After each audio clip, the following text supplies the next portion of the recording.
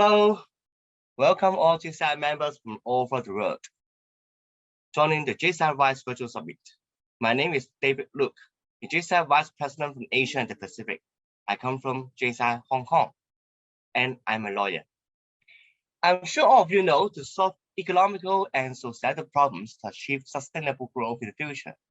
JCI initiated JCI Rise in 2020 JCI World Congress and formally implemented it in 2021. RISE stands for Rebuild, Invest, Sustain, and Evolve. I was one of the JCI RISE committee members last year, promoting JCI RISE all over the world. Today is the JCI RISE Virtual Summit. This year, I'm so excited to see that JCI is hosting a series of panel discussions featuring global leaders. It is being held in collaboration with the United Nations Foundation and in accordance with the Global Goals Week. In this session, the topic is sustainability leaders. In today's world, given the limited resources, we, as enterprise and young leaders, shall find a way on how to support the recovery of our economy in a sustainable way. JCI is not just targeting one short-lived project for dealing with short-term need. Rather, we encourage local organizations can do projects which are sustainable so that the root cause can be solved in long term. That brings the topic very relevant, as some of you will be inspired by a speaker on what she has done to help rebuild the economies in a sustainable way. Global tourism is one of the industries suffered a lot during COVID-19 pandemic. There are very few international travelers due to border controls and strict quarantine restrictions in some of the places. In the light of this, our speaker will talk about how we can create a better world, especially global tourism industry. Talking about JCI Rise, I'm sure all of you know that there are three pillars of JCI Rise, namely sustaining and rebuilding economies, workforce motivation, and preserving mental health. These pillars can help bring solutions to the challenges of our communities. For example, in Hong Kong, we have lots of projects encouraging our business to help rebuilding our economies in a sustainable way, such as giving more resources to those enterprises. Besides, we also motivate our members to learn new skill sets and enhance the mental health of our people. Only in this way, we are creating positive impact in our area through the JCI Rise initiative. At the end of the day, JCI Rise was created to solve economic and societal problems to achieve sustainable growth in the future. It is worth highlighting that JCI Rise also advanced the SDGs, as we have in total 7 SDGs, 1, 3, 4, 8, 9, 11, and 12 aligned with the JCI Rise. Let me now introduce the speaker, Ms. Natalia Bayona. Natalia Bayona leads the innovation, education, and investment strategy of the World Tourism Organization, the United Nations specialized agency for the promotion of responsible, sustainable, and accessible tourism worldwide. With a diverse background of politics, destination management, and business, she has become the first innovation director at Unwto. During the last 4 years, Natalia has developed 20 UNWTO startup competitions and innovation challenges with our outcomes such as more than $240 million in support for entrepreneurs and pilots for safe travel.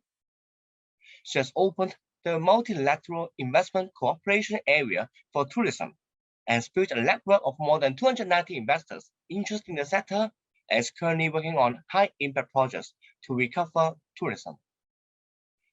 In 2022, she has launched the first series of tourism investment guidelines, UNWTO Tourism Doing Business. As recognition for her work, Natalia has been awarded the International Institute for Peace Through Tourism's 5th Celebrating Her Prize for Innovation and the Empowerment of Women Through Tourism at ITB Berlin 2021, an acknowledgement that is only given to 3 women from all over the world each year. Now, without further ado, let us start the session.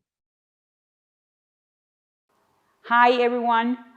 It's my pleasure to be here today with all of you. First of all, remember that 4 years ago, When our Secretary General Surab Pololikashvili came to the UNWTO, he decided to include innovation, technology as part of one of his strongest pillars. Of course, today the UNWTO has at least 5 priorities inside this house: innovation and digital transformation, education, investments, sustainability, and of course, added value jobs.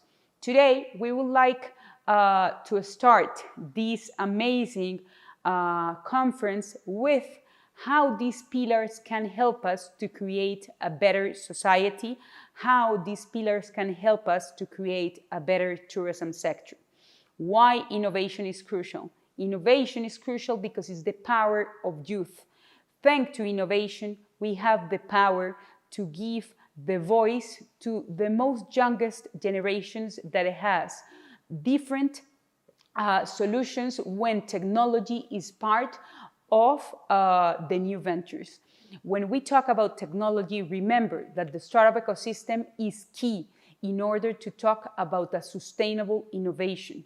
When I talk about the innovation ecosystem, I'm talking about adding value to the 6 actors of the ecosystem that are, as you know, innovators, entrepreneurs, startups, governments, institutions or accelerators, innovation labs, corporates, investors, and the academia. Without those 6 working together, it's impossible to talk about a sustainable innovation. What are we doing inside the UNWTO? As you know, we have 4 programs that we're running today: the startup competitions, the innovation challenges, the tourism tech adventures are our key innovation forums, and of course, our innovation network. Thanks to those 4 programs, we have more than 10,000 startups that have applied to our competitions from more than 150 countries. The more used technologies are based on artificial intelligence, big data analytics, digital marketing, where augmented reality, virtual reality, and Internet of Things are crucial. These technologies has been really mature. Nonetheless, we have a lot to do. From the 100 subsectors of the tourism sector, only the innovation is going to 3 subsectors that are mobility and transport, e-commerce, and of course, hospitality. But the question is, where are the innovators in gastronomy? Where are the innovators in health? Where are the innovators in manufacturing? Remember that when you build a hotel, where you build an amusement park that is part of the touristic chain, you need manufacturing goods, you need towels, you need fruits, you need a lot of things to create a new experience. Where is the innovation when it comes to meetings, incentives, congresses, and events? We need the power of youth, of the youngest entrepreneurs, of the SMEs, and of course of the startups to create new technologies and to help us to innovate not only in these 3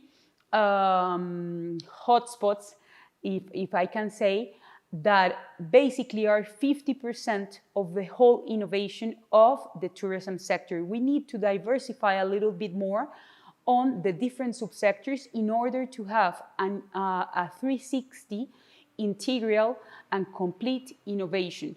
Then, thanks to our programs again, our startups have raised more than $240 million. This only in the last 3 years. And this, once again, is aligned with joining efforts between the public and the private sector. I can say that thanks to the power of partnerships, we can, Amadeus, MasterCard, Globalia, Wakalua, the governments of Portugal, Argentina, Colombia, Spain, Qatar,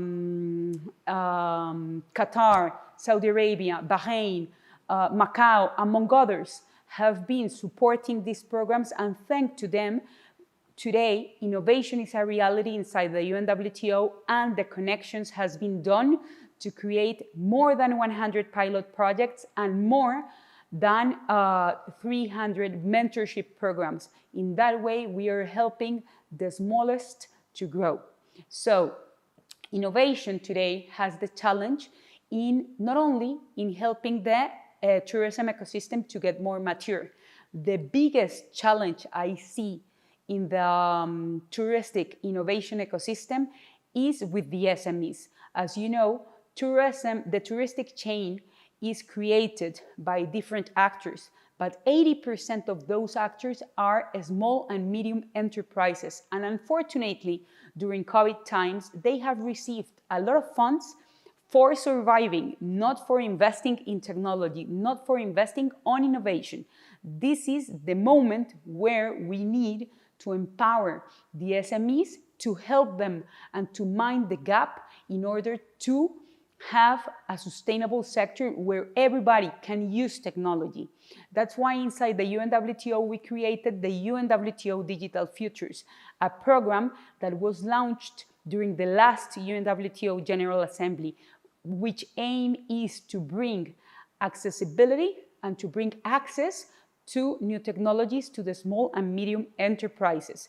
It's really easy. You just need to go to the UNWTO website, click on the Digital Futures program.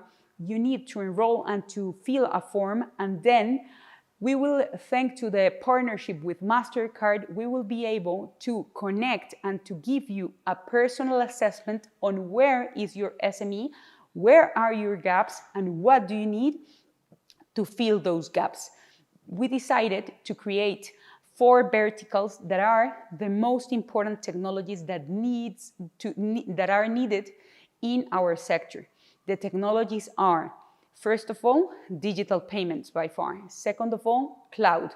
Third of all, digital marketing. And fourth of all, everything related to artificial intelligence and how through artificial intelligence you can predict in different data-driven models.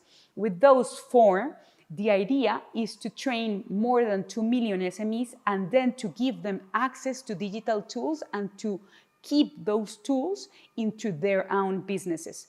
Without the power of the SMEs and without them digitized, we cannot talk about a modern tourism sector. When it comes to education, I am really passionate on this matter, and more than passionate, maybe it's my obsession. Why? As you know, tourism is the most important employer of youth and of women. But remember that 50% of youth working in tourism only have secondary skills. And 50% of youth desire to become an entrepreneur in the mid-future. So if we want to do things great, whatever we invest in education is a small amount compared with the impact of helping others to grow. Again, youth is a part of this priority inside the UNWTO. Education. What do we offer in terms of education? As you know, the education system has been experiencing a revolution thanks to COVID-19. So today, our strongest platform to train people is the UNWTO Tourism Online Academy, a place where top universities all around the world has been partnering with the UNWTO to upload massive online open courses and online certificate programs in order to scale up the way people are educated and to give access to the most vulnerable people that don't have the possibility to study tourism.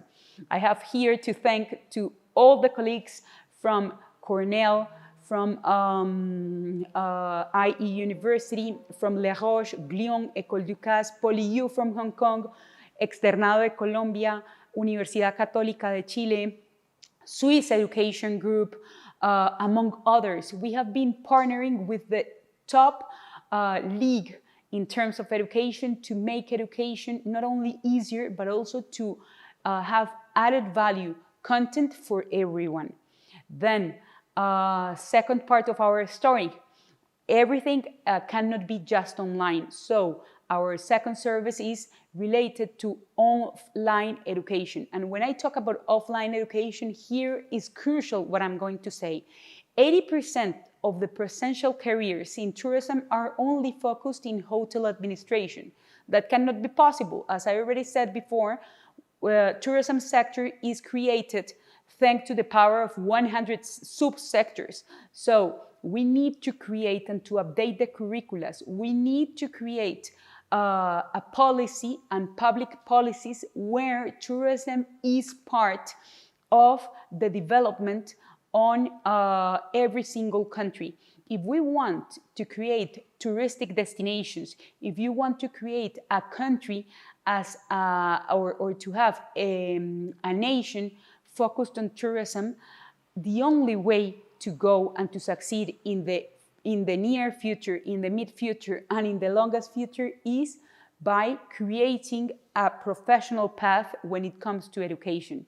In education, I would like to ask some questions to you today. How many of you had some of the subjects that you had in high school or in kindergarten related to tourism? How many of you studied law, business, engineering, or maybe government and international affairs, and you had even the possibility of having an elective focused in tourism? How many of you have been searching something that has nothing to do with hospitality or hotel management? And I know that at least 1% of those that are in front listening to this speech today would say that maybe they had any approach. And that's the problem. We need to create a professional path. Since the kids are in kindergarten, so to explain the power of tourism, then when the teenagers are in high school, we need to involve them in social impact projects. We can give electives for them to work during the last years in tourism, in hospitality. Then, when we are in the universities, if we want to study tourism, we need to be able to study not only hotel management. Of course, that's amazing. Of course, hospitality is amazing, but it's not the only thing that we need to study. We need to study, for example, data-driven decisions, digital marketing, data scientists specialized in tourism. We can artificial intelligence or deep technologies on tourism, transport, in order to work in a top airline and to understand the airline business, because transport is part of tourism, the cruise industry is part of tourism, the trains and the railroads, the infrastructure, that is part of tourism as well. And then when it comes to manufacturing goods that are related to tourism, we need to understand the whole chain. And this is crucial to do it now.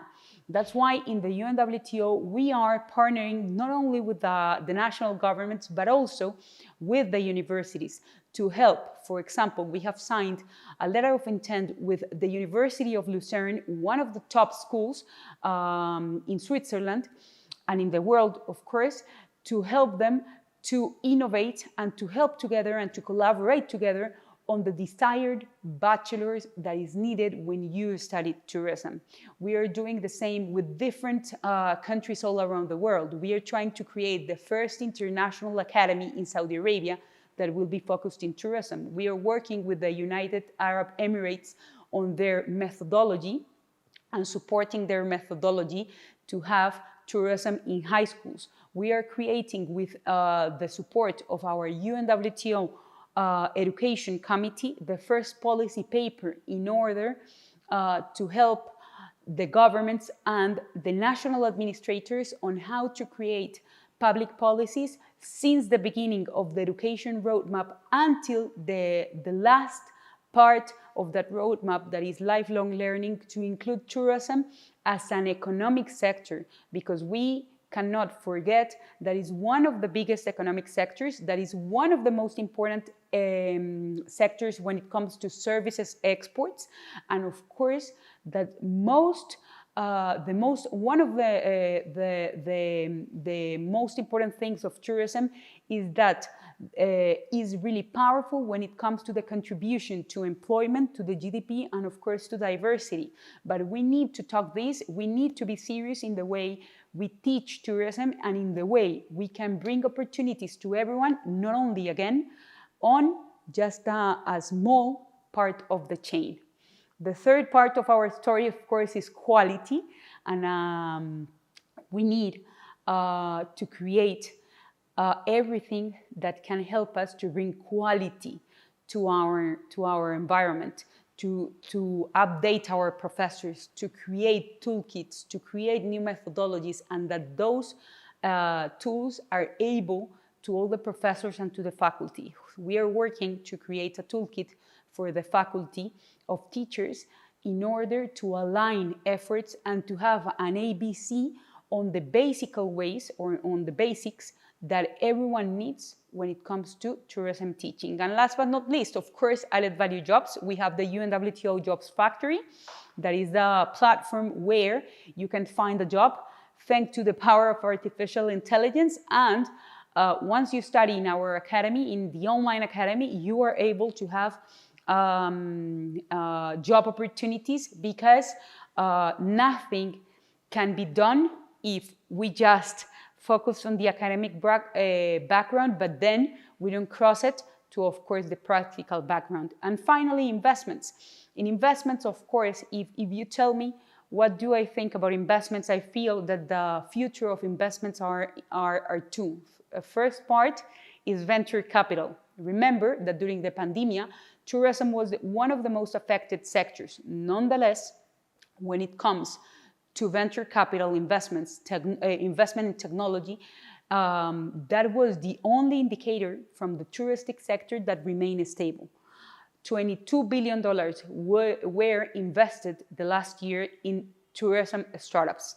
And thanks to this power, we have seen that more emerging entrepreneurs has been growing. That's incredible and that's amazing. And when you see the power of Africa, I just saw that in Africa, more than $200 million were invested in tourism startups last year. In Latin America, I saw that the power is that good that $400 million were invested in Latin America. And I'm just talking about the emerging markets. The mature markets as the US, China, and of course Europe are even huge, because they today are in the phase where they are scaling up their solutions, and they have been able to adapt their solutions into new markets. So that's incredible, and I feel that focusing on attracting more venture investments and on creating new opportunities to those investors that haven't invested in tourism is part of our future. Only 5% of the unicorns in the world are startups from tourism. We need to create more and more and more. And the only way to create them, one way is, of course, by helping entrepreneurs to grow and to create a methodology for them to be constant in their business models. But on the other side is to bring opportunities, to bring facilities, and from the public sector to create incentives to bring foreign venture capital into the countries. And the second part of the story when I talk about investments is, of course, green investments. Tourism is the most human economic sector. And tourism, of course, is tourism thanks to the human and the natural resources. Without the people and without the natural resources, we cannot talk about tourism. So, as you know, climate change is here. Our sustainable development goals is our agenda and is our common agenda. So, if we work for maintaining the investments with regulations and incentives from the government that gives some stable panoramas to our investors, plus we create new public policies on sustainability, we will be able to lead by example this change that the world is needing today. Inside the UNWTO, we offer four, again, programs. The first one is the UNWTO Data and Investment Guidelines. We have the general one that is created in collaboration with the Financial Times, and the other ones are created here in-house with the governments. We have created, this year we initiated this program, and we created the Dominican Republic Doing Business in Tourism Guideline, Colombia, Algeria, And then we are working on Tanzania, Mozambique, and with different countries in Latin America and in Europe, because we know that helping the governments and our member states to create their own investment guideline will help them to promote this voice with specific projects and, of course, with a very technical due diligence on the matter. Second of all, our investment forums as well to connect the public and the private sector for good. Third of all, green investments, as I already said. We have a program with the IFC to promote green hotel investments. As you know, after transport, the second subsector of tourism that has more emissions when it comes to tourism is the hotel sector or the hotel industry. So we're working with them in order to help the hotels to create a new certificate, the EDGE certificate, that is the sustainable certificate of the World Bank and of the IFC. And then after you get the certificate, you will be able to access to funds to rebuild your business plan into a more greener and sustainable business plan. And last but not least, of course, our investment network, where we are working with more than 300 investors to help them to seek for new opportunities. I remember that during COVID, we did a survey and 50% of our investors told us that they will keep investing in tourism. Nonetheless, they told us that they will focus on ESG projects, everything focused on environmental solutions, social impact, and of course, governance. So don't miss this opportunity. I just want to finish by telling you that, of course, the UNWTO is here to help. That today I have been brief on the 3 pillars that I lead inside the UNWTO that are helping to change the vision of the most human economic sector. But remember that without them, without innovation, without education, without investments, we cannot talk about a sustainable tourism. And without empowering youth, we cannot talk about the tourism sector that is the most important sector for them. I wish you all the best, and I just want to encourage you to join us and to join all the programs that the UNWTO is running today for better, for the good of our society, and of course, for achieving our common agenda, that is the Sustainable Development Goals. Thank you. Okay, thank you very much. Thank you again for Natalia's inspirational presentation just now. It shows to our members on how we can build a sustainable future, including global tourism, using the JCI RISE initiatives. Natalia also showed to us her leadership skills for promoting sustainability. I wish to say thanks to JCI headquarters staff who organized this series of panel discussions, and thank you again for all of you participating in this session. Do stay for another session. Enjoy the rest of the JCI RISE Virtual Summit. Bye-bye.